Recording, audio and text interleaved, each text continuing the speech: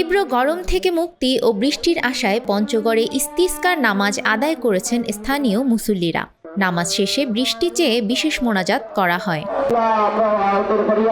আজ সকালে জেলার সদর উপজেলার কামাত কাজলদিঘি ইউনিয়নের তালমা ঈদগাহ মাঠে ঘণ্টাব্যাপী এ নামাজ অনুষ্ঠিত হয়।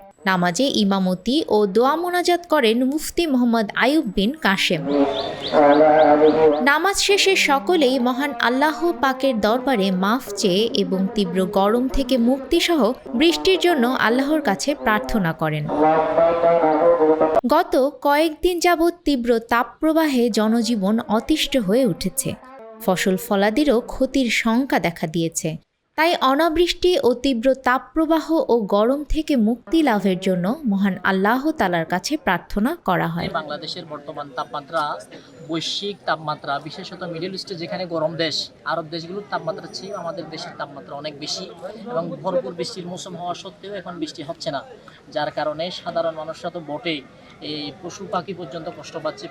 আমাদের অপরাধের কারণে হয়তো আল্লাহ তাআলা আমাদেরকে বৃষ্টি বন্ধ রেখেছেন। আল্লাহ তাআলা যেন রহমের বৃষ্টি দান করেন।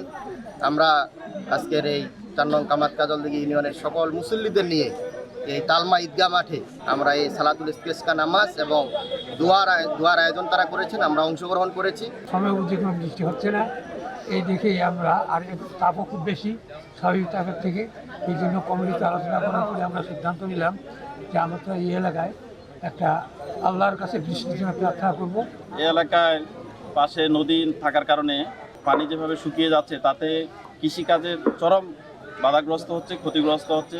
বিশেষ করে এই এলাকায় বাদাম চাষ হয়, মরিচ এবং ভুট্টা এবং টমেটো, এই আবাদগুলোর চরম ক্ষতি হচ্ছে। আমরা আজকে দোয়ার অনুষ্ঠান করছি।